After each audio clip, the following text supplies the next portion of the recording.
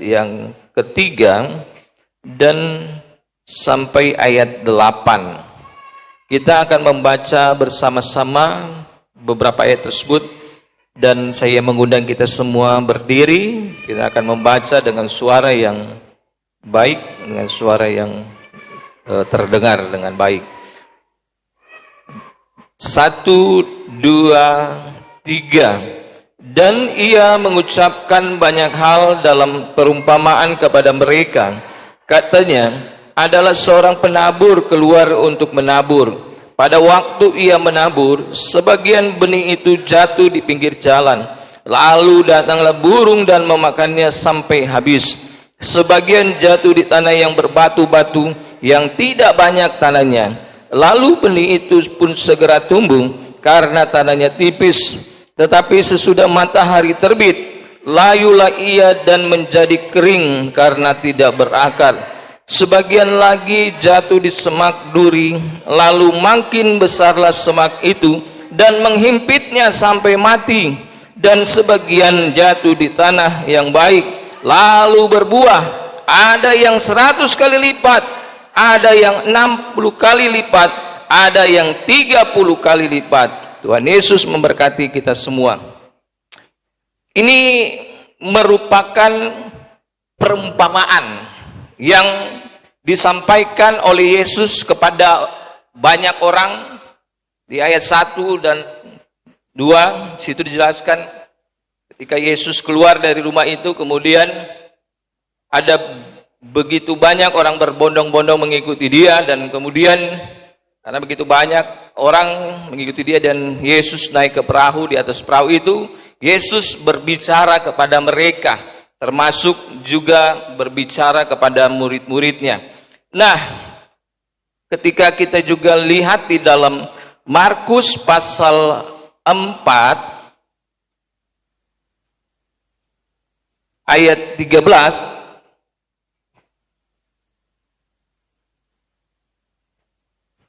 Markus pasal 4 ayat 13 saya akan membaca. Lalu ia berkata kepada mereka, tidakkah kamu mengerti perumpamaan ini? Kalau demikian, bagaimana kamu dapat memahami semua perumpamaan yang lain? Ini merupakan pernyataan Yesus yang sama, dalam cerita yang sama, yang dituliskan oleh penulis Injil Markus mengenai perumpamaan tentang seorang penabur. Nah, jadi di ayat tersebut menjelaskan bahwa ini merupakan perumpamaan yang sangat mendasar. Ini merupakan perumpamaan yang awal yang disampaikan oleh Yesus sebelum dia menyampaikan beberapa atau sejumlah perumpamaan yang lain. Dan di situ dikatakan bagaimana kamu akan dapat memahami perumpamaan yang lain kalau kamu tidak mengerti perumpamaan ini. Nah, oleh sebab itu di situ kita bisa mengetahui bahwa Yesus ingin mengatakan ini perumpamaan yang sangat dasar yang harus kita ketahui supaya kita akan juga bisa mengetahui, memahami dengan perumpamaan-perumpamaan yang lain. Nah, makanya ini sangat penting bagi kita untuk dapat kita pahami dulu supaya kita dapat memahami perumpamaan-perumpamaan yang lain. Jadi sekali lagi ini merupakan perumpamaan yang sangat mendasar dalam kehidupan kita. Ada 4 gambaran yang disampaikan oleh Tuhan Yesus Kristus kepada mereka mengenai benih yang ditabur. Kita mungkin sudah banyak kali mendengar ini, tetapi kita terus perlu melihat lebih dalam lagi dan terus mengulang bagian ini, karena sekali lagi ini merupakan sesuatu yang sangat penting, yang sangat mendasar, yang harus kita pahami untuk dapat memahami bagian-bagian lain. Nah, sekali lagi Yesus memberikan 4 gambaran mengenai benih yang ditabur. Dikatakan sebagian benih yang ditabur di pinggir jalan. Jadi memang ketika kita melihat situasinya dan ketika kita juga melihat kondisi ya, latar belakang pada masa itu, di mana ketika orang menabur kurang tidak diketahui, dalam konteks ini berbicara mengenai menabur benih apa. Tetapi bisa diberikan satu gambaran kondisi yang ada pada saat itu ketika seseorang menabur, berdasarkan beberapa literatur yang ada. Katanya ketika pada masa itu orang-orang menabur, dia membawa semacam ada tempat untuk dapat menaruh benih itu yang akan ditabur. Kemudian ketika diambil dari pinggir itu akan disebarkan, dibuang benih-benih itu. Jadi ada sekian banyak benih yang dipegang kemudian dibuang. Nah, benih-benih itu tidak jatuh atau tidak tertabur hanya di satu titik saja, tetapi di beberapa titik, termasuk diantaranya adalah di pinggir jalan. Jadi kan biasa kan kalau di kebun kan biasa kalau menanam itu ada, kalau orang Minasa litir, orang Tunisia bilang litir, itu pinggir-pinggir untuk tanpa jalan. Nah, di tengah-tengah itulah yang biasanya yang akan ditaburkan benih. Tapi ini kondisinya dia ditabur. Jadi sebagian ada yang tertabur di pinggir jalan, sebagian ada ditabur di satu lokasi, ada yang tertabur di tanah yang berbatu-batu, ada juga yang tertabur di tanah yang ada semak durinya, banyak semak durinya. Kemudian ada benih yang jatuh di tanah yang baik. Jadi seperti itu, karena dikatakan sebagian. Nah, jadi sekali lagi Yesus memberikan gambaran mengenai benih yang jatuh di tanah yang berbeda-beda. Ada yang di pinggir jalan, ada di berbatu-batuan, kemudian ada di semak duri, dan kemudian ada di tanah yang baik. Nah, ini merupakan benih yang ditabur, kemudian jatuh di tanah yang berbeda-beda itu. Ini merupakan, jadi benih itu merupakan respon di dalam mendengar. Karena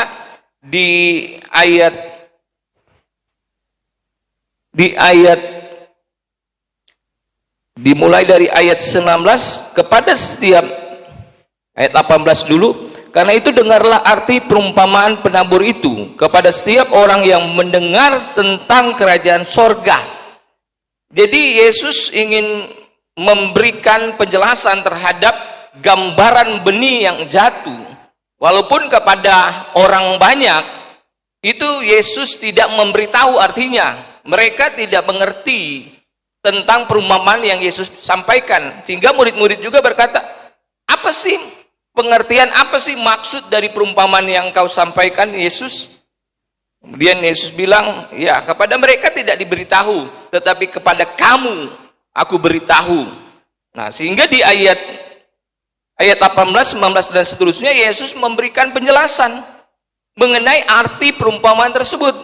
Sehingga kita bisa dapatkan di sini bahwa benih yang jatuh itu merupakan respon mendengar firman Tuhan. Dan lagi saya mau katakan, benih yang jatuh itu merupakan respon mendengar firman Tuhan. Dan jenis tanah-tanah yang ada itu merupakan kondisi hati. Nah, jadi dua hal ini perlu kita pahami. Dalam kita mendengarkan pemberitaan firman Tuhan, sangat penting kita melihat dua hal ini, yaitu respon mendengar dan kondisi hati. Bagaimana respon kita ketika kita mendengar firman Tuhan? Bagaimana kondisi hati kita ketika firman itu diberitakan, disampaikan kepada kita? Dan 4 gambaran itu dikatakan benih yang jatuh di pinggir jalan, kan dia tidak bisa masuk. Karena di pinggir jalan itu tanahnya keras. Sehingga ketika burung lewat, dia akan memakan benih itu. Habislah benih itu. Dia tidak bertumbuh, apalagi berbuah. Bertumbuh saja tidak, apalagi berbuah. Nah, makanya ini merupakan gambaran mengenai respon orang yang mendengar pemberitaan firman Tuhan, mereka yang digambarkan atau diumpamakan benih yang jatuh di pinggir jalan, itu adalah orang yang merespon firman Tuhan ketika disampaikan. Responnya dengan apa? Mengeraskan hati. Sama seperti tanah kan di pinggir jalan keras. Ketika firman Tuhan itu datang, seringkali atau terkadang firman Tuhan itu datang dengan keras, dengan tajam, dengan beban yang begitu berat. Sehingga ketika ini yang digambarkan sebagai benih yang jatuh di pinggir jalan adalah orang yang mengeraskan hati ketika mendengarkan firman Tuhan. Mungkin bagi dia ini firman Tuhan ini tidak cocok bagi saya. Tidak sesuai ini. Bukan mau saya ini firman Tuhan yang ini. Padahal firman Tuhan, semua firman Tuhan itu adalah baik bagi kita. Tapi bagi sebagian orang yang digambarkan oleh Yesus dengan benih yang jatuh di pinggir jalan adalah orang yang merespon firman Tuhan ketika firman Tuhan itu diberitakan. Memang semuanya ini kalau kita lihat ya, 4 jenis benih yang jatuh itu, keempat-empatnya itu dikatakan mereka itu mendengar. Baik benih yang jatuh di pinggir jalan mendengar, baik benih yang jatuh di batu-batuan mendengar. Baca di ayat 18 sampai seterusnya. Yang jatuh di semak duri mendengar, yang jatuh di tanah yang baik mendengar, sama-sama mendengar. Tetapi ketika mendengar, responnya berbeda-beda. Yang di pinggir jalan responnya mengeraskan hati. Mungkin karena tidak sesuai dengan firman. Wah, ini bukan firman Tuhan bagi saya ini. Tidak cocok. Tidak sesuai dengan keinginan saya. Saya ingin firman Tuhan itu firman yang bicara berkat, mujizat, keberhasilan. Ya, itu juga merupakan salah satu bagian. Tetapi tadi kan saya katakan, terkadang ketika kita mendengar firman Tuhan itu datang keras, tajam, berat, atau sukar. Sehingga ketika datang firman Tuhan itu, ini tidak cocok. Dia mengeraskan hatinya. Tidak membuka hatinya supaya benih itu masuk dalam hatinya. Oleh sebab itu, kita perlu ya memahami sekali lagi dengan baik bahwa firman Tuhan, semua firman Tuhan, bentuk firman Tuhan itu baik dalam kehidupan kita. Walaupun sekali lagi saya mau katakan, terkadang firman Tuhan itu datang begitu keras, begitu tajam, menusuk, tersinggung saya, sakit, rasa-rasa mau berteriak mungkin ketika ada pendeta khotbah, ya kan? Bukan kayak gitu pendeta, wah, ya, berat. Sehingga begitu beratnya firman Tuhan, ya firman Tuhan itu ditinggalkan. Berat, sukar. Ini firman Tuhan yang bilang. Dan sekali lagi firman Tuhan itu datang kepada kita dengan tujuan yang baik bagi kita. Sebab itu, Yesus memberikan gambaran mengenai benih yang jatuh di pinggir jalan itu adalah benih yang ketika firman itu datang, direspon dengan apa? Mengeraskan hati. Tidak membuka hati untuk firman itu masuk ke dalam hati. Selanjutnya, jenis benih yang jatuh di tanah berbatu-batuan. Sekali lagi, semua sama-sama mendengar. Sehingga yang kedua juga dikatakan, ketika benih itu jatuh di tanah berbatu-batuan, kemudian di ayat 18, 19 seterusnya, diartikan bahwa benih yang jatuh di tanah berbatu-batuan adalah orang yang mendengar, tetapi karena hatinya tipis. Di ayat sebelumnya dikatakan tanahnya tipis. Tanah itu kan berbicara hati. Jadi benih yang jatuh di tanah berbatu-batuan adalah benih yang jatuh di hati yang tipis. Susah. Benihnya hanya masuk sedikit. Ketika matahari terbit, kemudian menyinari daun menjadi layu, kering, dan matilah pohon itu. Jadi ketika kita mendengar firman Tuhan, merespon firman Tuhan itu di tanah yang tipis, firman Tuhan itu tidak akan bertahan lama. Karena apa? Tipis. Hatinya tipis. Coba kita baca di ayat 20. Benih yang ditaburkan di tanah yang berbatu-batu ialah orang yang mendengar firman itu. Sekali lagi, semua mendengar firman dan segera menerimanya dengan gembira. Wah, senang dia. Apalagi kalau khotbahnya lucu, saudara-saudara. Wah, senang. Ya kan? Apalagi tadi sekali lagi saya katakan khotbahnya, wah, senang dia. Banyak khotbah-khotbah yang wah hanya banyak dengan lelucon saja, tetapi tidak mempunyai makna yang mendalam, yang berarti bagi kehidupannya. Nah, jadi sekali lagi, benih yang ditaburkan di tanah yang berbatu-batu ialah orang yang mendengar firman itu dan segera menerimanya dengan gembira, tetapi ia tidak berakar dan tahan sebentar saja. Apabila datang penindasan atau penganiayaan karena firman itu, orang itu pun segera murtad. Kalau tanah hati kita tipis, ketika firman itu disampaikan, wah, tidak bertahan lama. Ketika datang penindasan, ketika datang penganiayaan, firman Tuhan sendiri yang bilang, orang itu akan murtad. Wah, saya perlu saksikan, saudara, perlu sampaikan. Ada begitu banyak orang yang murtad hari-hari ini. Bahkan orang yang bisa dikatakan dia punya jabatan, punya kedudukan di dalam gereja. Ya. Bahkan orang-orang yang bisa dikatakan orang-orang yang belajar Alkitab dengan disiplin ilmu pendidikan teologi tinggi juga. Ada yang murtad, saudara-saudara. Ada orang yang saya kenal, tapi saya tidak perlu sampaikan karena ini live streaming. Banyak orang tidak habis pikir. Kenapa ya? Orang punya disiplin ilmu tinggi dalam pendidikan teologi.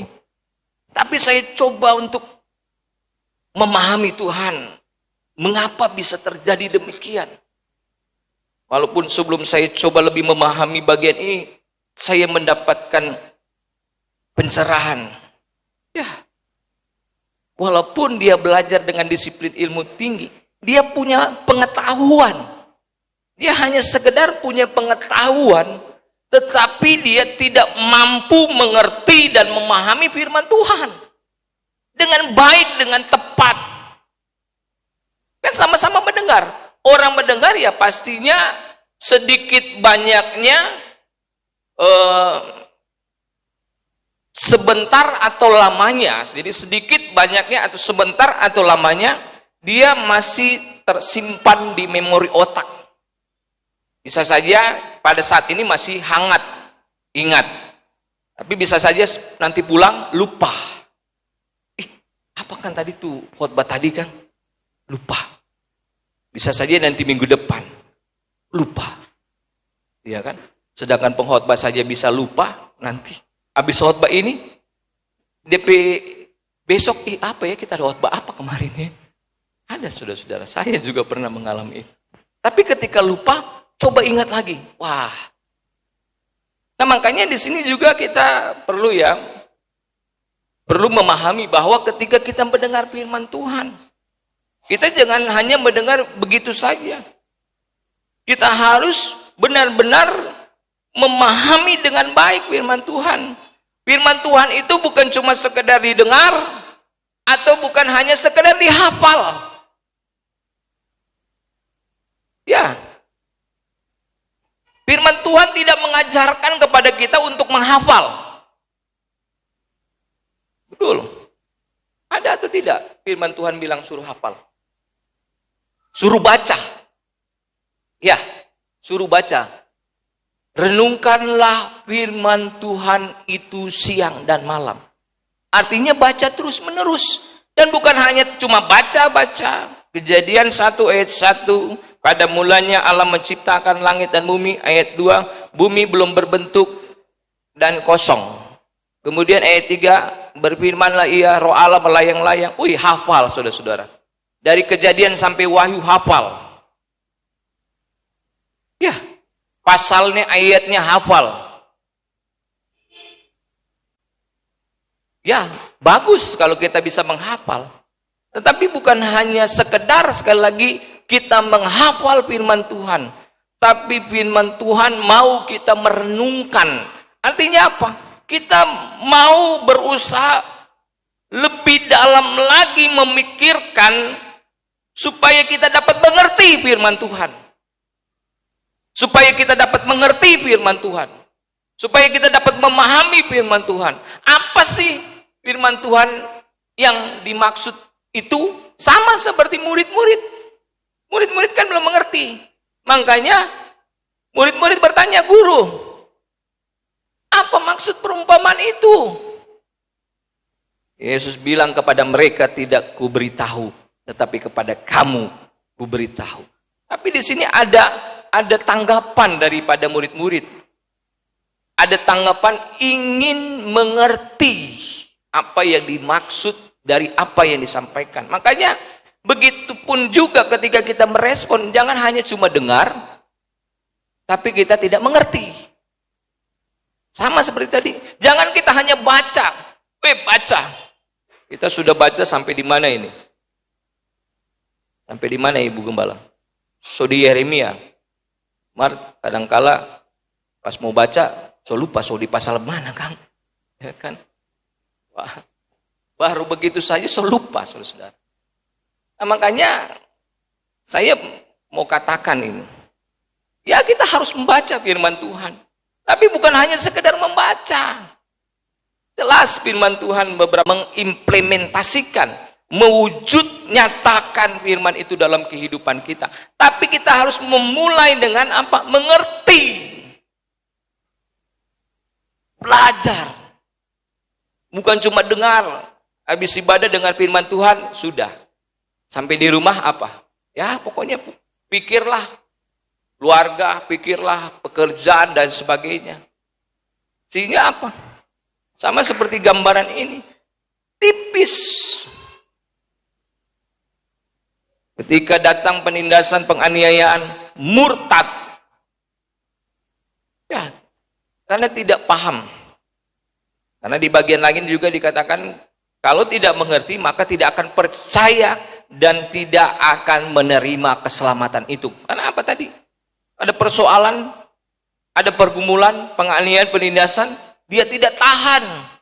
Terpaksa dia harus mencari jalan keluar dan meninggalkan firman itu sehingga dia menjadi murtad. Lanjut di bagian yang ketiga. Yang ditaburkan di tengah semak duri ialah orang yang mendengar firman itu, lalu kekhawatiran dunia ini dan tipu daya kekayaan menghimpit firman itu sehingga tidak berbuah. Yang ketiga, mirip-mirip yang pertama, kedua, dan ketiga ini. Yang ketiga ini semak duri. Kan kalau ada benih padi atau gandum dan sebagainya, di situ juga biasanya kan ada tumbuh-tumbuhan lain yang sejenis rumput, ilalang, dan seterusnya. Terkadang bisa bertumbuh bersamaan. Bahkan Ada bagian lain firman Tuhan mengatakan ketika ini gandum ini tumbuh dan ini itu gandum. Jadi biarkan saja. Nanti ketika dia akan bertumbuh akan terlihat perbedaannya, mana gandum, mana ilalang. Dapat tahu, waktu bertumbuh sama-sama, mantap. Tuh jemaat A, dapalia bertumbuh. Jemaat B, dapalia bertumbuh. Sama-sama bertumbuh, sama dapalia. Marmo dapalia nanti pas DP masa berbuah. Kalau yang lalang, tidak berbuah.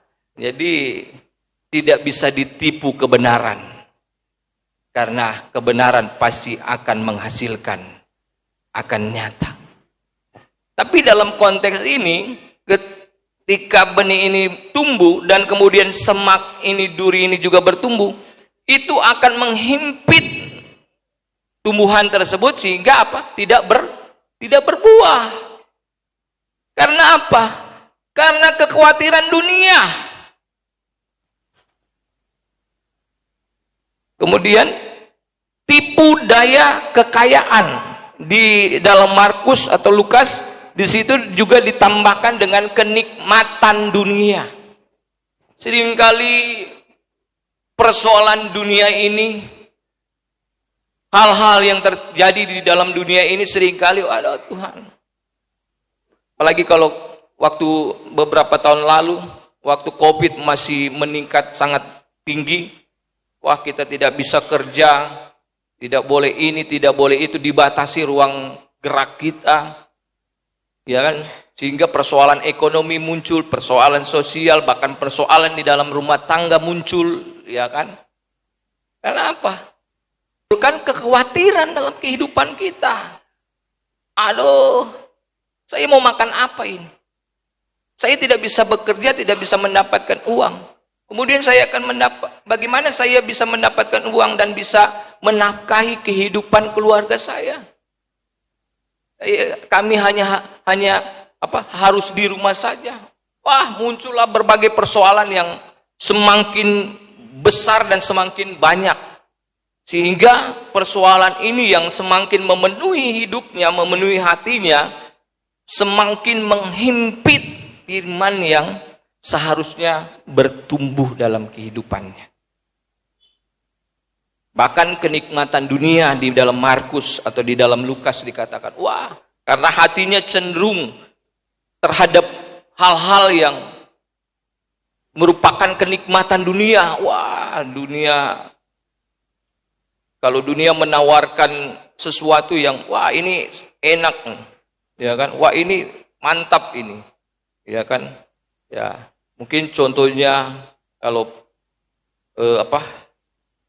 di dunia apa istilahnya hiburan malam, hiburan-hiburan tertentu yang cenderung membawa kehidupan manusia itu semakin menjauh daripada Tuhan, atau narkoba yang mungkin bagi sebagian orang ketika sudah merasakan menikmati, wah asik sudah tidak pusing, ya kan?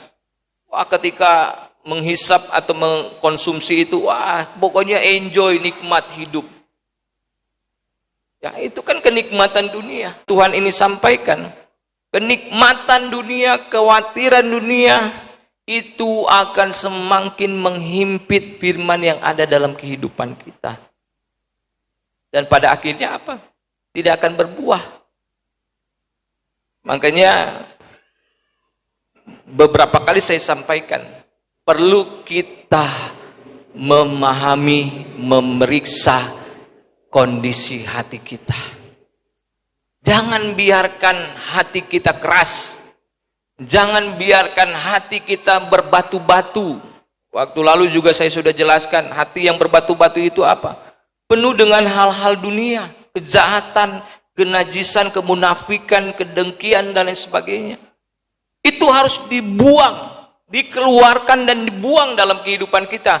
Sehingga hati kita itu hanya akan terisi dengan firman Tuhan. Ya, seperti itu. Dan ayat terakhir, yang ditaburkan di tanah yang baik ialah orang yang mendengar firman itu dan mengerti, dan karena itu ia berbuah. Ada yang 100 kali lipat, ada yang 60 kali lipat, ada yang 30 kali lipat. Ini tiga hal ini pada dasarnya adalah ingin memberikan gambaran bahwa buah yang dihasilkan itu begitu banyak. Ya, ini kan biasa kalau orang Israel atau orang Yahudi itu ketika ketiga bilangan tersebut, baik 100 kali lipat, 60 kali lipat, 30 kali lipat, itu ingin menunjukkan bahwa buah yang sangat banyak sekali.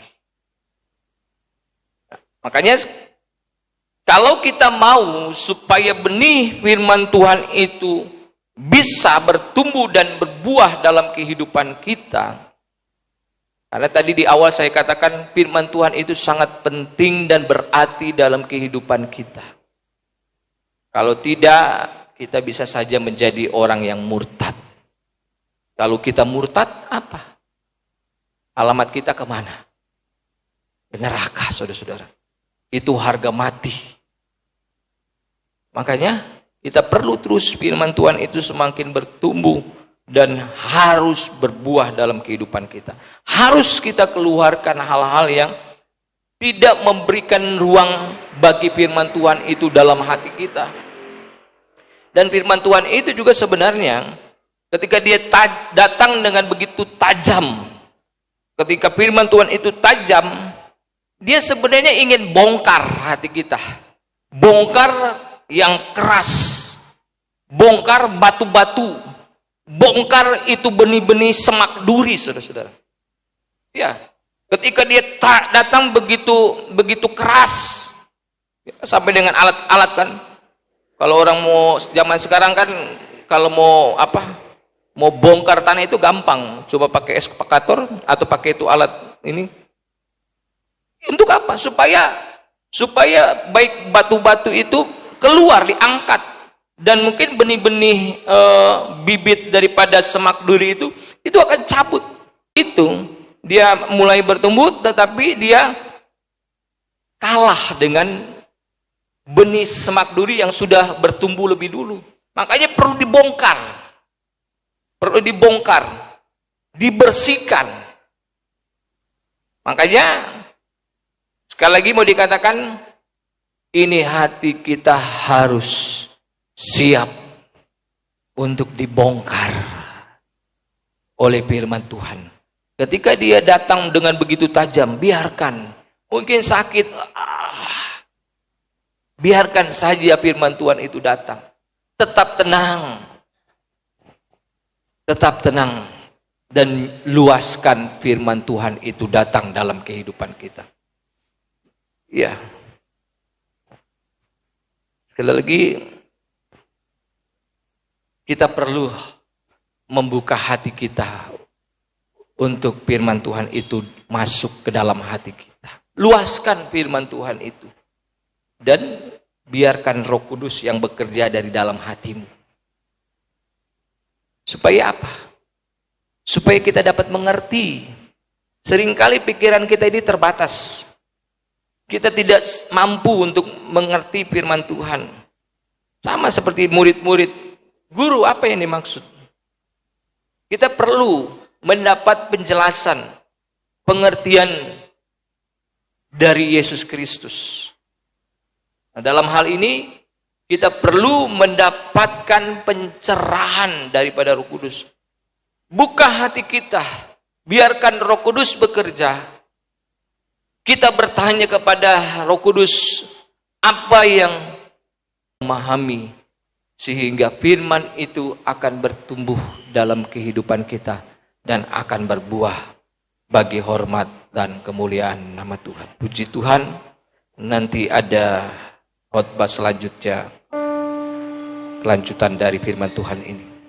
Tapi biarlah firman Tuhan ini akan masuk dalam hati kita, memberikan kita pengertian, memberikan kita pemahaman, untuk kita semakin lebih lagi Haleluya.